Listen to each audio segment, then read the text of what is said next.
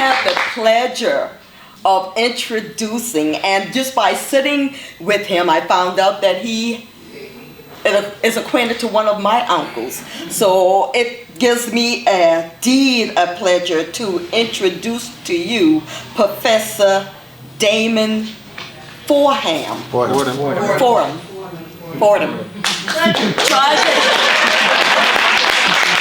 And that is something that I did not want to mess up, because they always say, what's in a name? Everything is in a name. Amen. So charge it to the head, not the heart, and not the head.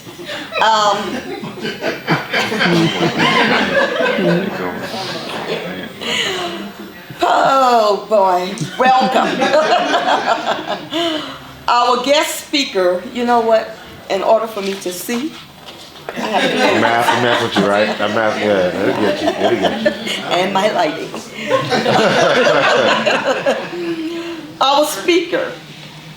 Our guest speaker, he is at this ball tonight. And he has something indeed to give us so that we may feed upon. He is the author of True Stories of Black South Carolina and Voices of Black South Carolina, both from the History Press, and Mr. Potts and me from Evening. He is also a college professor who teaches various history classes and publicly speak on Black history. I introduce to some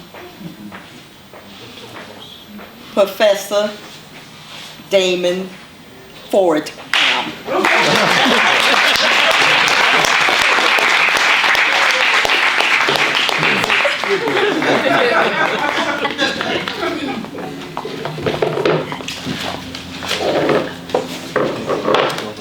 Okay, first of all, if any of you want to record this, go right ahead, because this is going to contain some information that I think will be beneficial if you have young people in particular who need to be inspired. They may definitely want to hear this. So if you want to live stream or record this, it's all good with me, so you can go right ahead and do that. Okay? Now, having said all of that, I want to piggyback on two things that were said a little bit earlier. Keisha earlier mentioned that she was tired of hearing about the first black this and the first black that. Guess what? July 30th, 1967, when Martin Luther King spoke here in Charleston at the old county hall on King Street, one of the things that he said in the language of the time was, "I'm tired of him of the first Negro this and the first Negro that. I want some seconds, thirds, and fourths." So I say all that to say, Keisha, that history shows you're in good company tonight. Amen. Amen. Now, having said all of that, we agree that most young people only know what they see. And today, they don't see a whole lot when it comes to black businesses. But guess what? There is a history of that in Charleston that goes back far, far further than the average Jane and Joe realizes. During slavery, and I always tell people that the two worst places you could learn about history are Hollywood and the internet. If you think about slavery, you think that all of us were enslaved and downtrodden and miserable and beaten and illiterate and ignorant, etc., etc., etc. Well, that was not true with all. You had a community of free black people in Charleston, including William Holloway, who had a number of businesses with harnessing and things like that.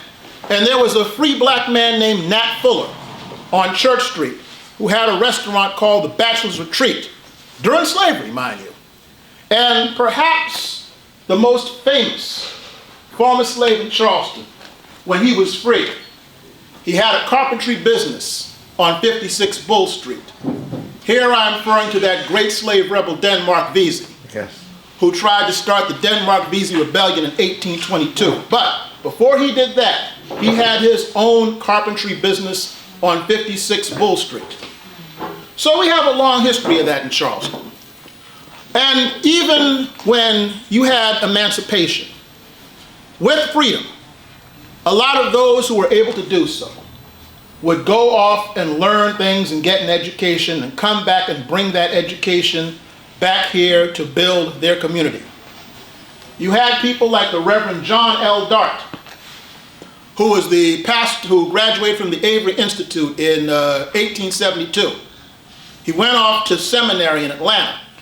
And not only was he the pastor of Morris Street Baptist Church, he also started the Charleston Industrial School in the 1890s. We know it today as Burke High. You had the Reverend Daniel Jenkins, who not only had the orphanage, the Jenkins Orphanage, back in the 1800s. He had a black newspaper that was called the Charleston Messenger that outlived him by at least 9 years. Okay?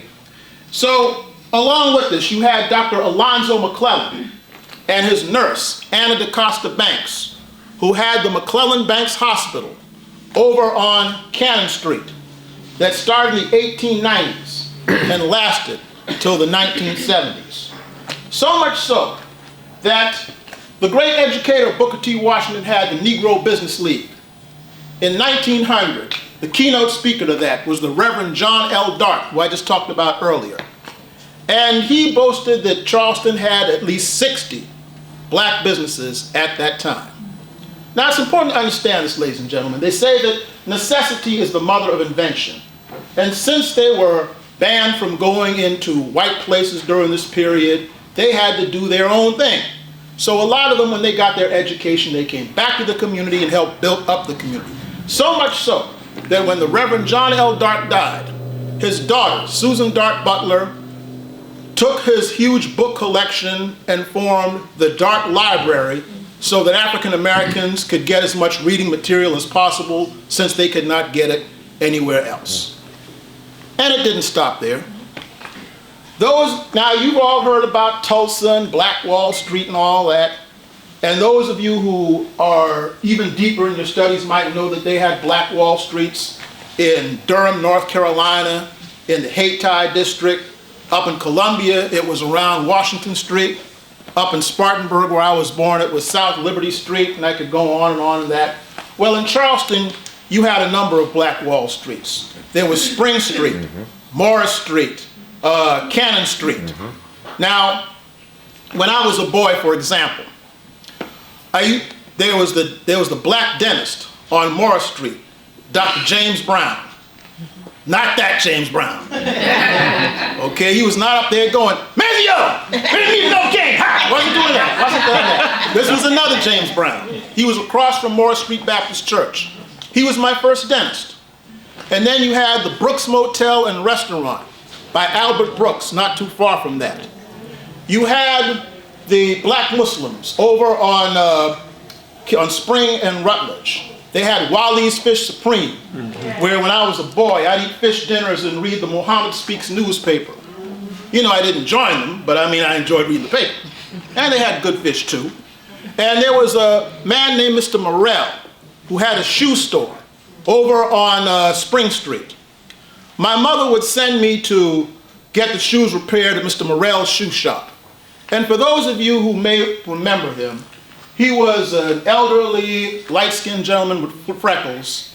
And while he was fixing my shoes, he would tell his favorite story of the time that he was featured in Ripley's Believe It or Not because lightning struck him and he survived it. And he had a newspaper column of that. And I would sit and listen to him tell stories about this.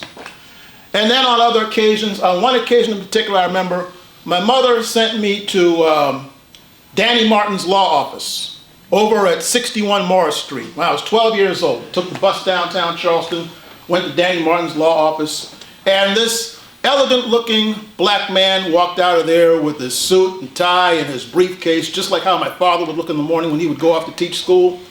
You know, he came out there, "Hello, young man," and I walked past him. "How you doing, sir?" So I walked into the law office, and there's this beautiful lady who's the receptionist, and I said to the sister, "Good morning, ma'am. Is Attorney Martin here?" And she smiled and said, "Young man, you just missed him." I'm like, huh? But people like this were my role models, you see. The young lady earlier talked about representation. They had the North Carolina Mutual Insurance Company that was over on Cannon Street in those days. Now, their original office was up in Durham, North Carolina, the Hayti district, but they had offices in every black community in the South in those days. And I remember not too long after my dad passed, one of their agents would come by once a month to collect, right? So this guy came over, real sharp-looking black gentleman, suit, tie, and everything, came to our house to collect and so forth. So he's talking with my mother, and I'm in the living room watching television. So my mother says, "Damon, come over here." And I said, "Yeah." And so my mother said, told the insurance man, "Tell my son what you're doing." And the North Carolina insurance man said, "Well, Mrs. Fordham, I'm about to get my master's degree from Johnson C. Smith." I'm like, "Oh, really?" You know, I'd known people with bachelor's degrees and all that, but I'm like, a master's degree? Really? And all of these things planted seeds in my mind as a child. And I'm here to tell you, oftentimes when I talk about this, people ask me, what was it like to grow up around black role models like this? And you know what? I can't answer that question. I'll tell you why. Because again, as a child, what you see is what you know. So this being what I saw, this was what I knew. These were my role models. I didn't need Jesse Jackson to tell me that I was somebody. These people were embodying that for me. I didn't need James Brown to tell me to be proud to be black. I saw all of this around me, so I took the idea of black success and black pride and all that. I didn't need outside people to tell me that. Because of these things, I took that as a given. And because of all of this, those of us who have that experience have a responsibility to the young people who didn't have that experience to show them the way. But as time went on, the owners of these businesses died out, and many of their children who could do better, they moved away and so forth. Then over time you have gentrification and things like that, to where such things soon became passé and non-existent. And you know how it is. The old folks say you don't miss your water till the well runs dry. And it wasn't until I was fully an adult that I came to appreciate growing up being surrounded by these type of things. But then that leaves open the door for another thing that we have to conquer. Now, those of us who were black and exposed to things like this, we were doing okay. But we have to keep in mind that there were many other young black people who were not exposed to things like this. You see, one of the things about segregation and slavery and all that you have to understand is this. In order to keep good slaves, you have to keep a person in an enslaved mindset. You see? You have to convince that person that they are good at all things physical, but nothing mental. You have to plant the seed that it is impossible for them to unite and do something constructive together. Okay? So there was a wise lady up in Abbeville, South Carolina. I can't remember her name right now, but she said something that really stuck with me on one. Azalea Johnson was her name. And she once said that a child who does not read grows up with their mind shackled to the babblings of others. Let that sink in for a moment. So if a child grows up around adults who because they are destroyed by the lack of knowledge, saying things that black people can't unite for anything, or a black man isn't worth this, or a black woman isn't worth that, or equates black with ugliness, who says that, well, I ain't going to no black business again because I had a bad experience with one black business, and so on and so forth. Folks, take the following into consideration. They say that black people these people believe that black people cannot unite to save their lives, right? Some people really believe that's impossible. Ladies and gentlemen, those who believe that black people are the most disunited on the earth, I want you to think about this for a moment, okay? If you study history, and Malcolm X said that in all our studies, history is best qualified for our research. We've had, you would agree with me that war is the highest level of disunity, right or wrong? Right. All right? So, you had Civil War, Spanish-American War, World War I, World War II, Korean War, Vietnam War, Afghanistan War, Russia's about to cut up over in the Ukraine and all of that. You know, they had the atomic nuclear bomb and all of that. Black people start any of that? Nope. So how could you say that we are the most disunited on earth? Let that sink in. That's good. Something else to consider. You have people who say, well, you know, I went to a black business and they did me dirty. I ain't never going to a black business again. Okay, hold up. Some time ago, I do research for people, okay? I did research for a group and I got stiffed, all right? From an African-American group. All right, so, you learn from your mistakes. Guess what? I researched something for another African-American group, okay? Miss Maxine Smith, whose father, Henry Smith, had the safety cab company back in the day. I did a research project for her. And guess what she did, guess what her group did after I turned in my research work?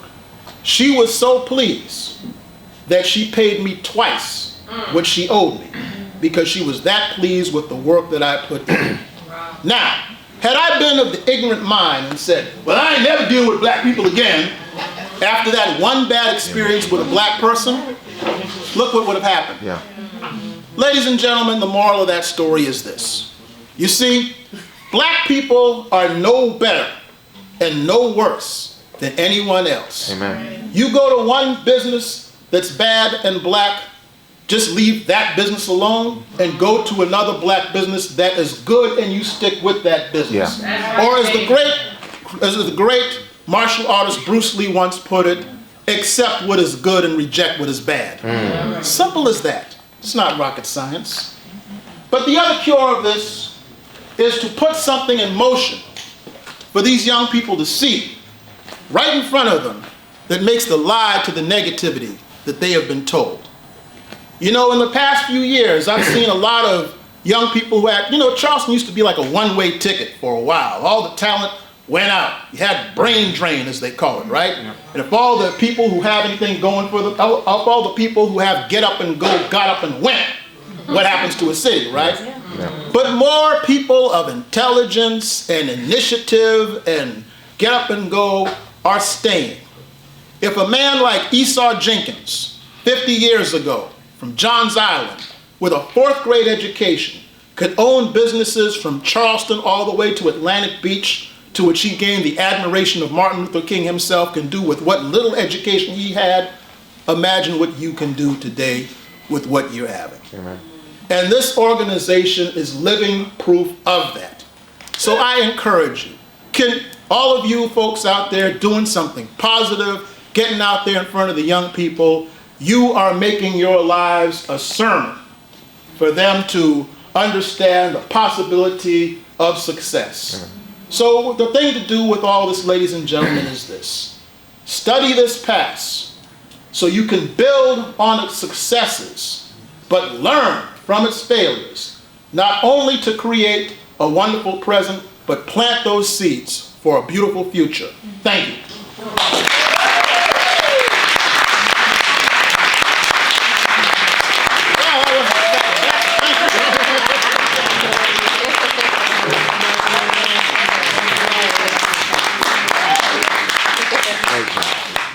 Great job.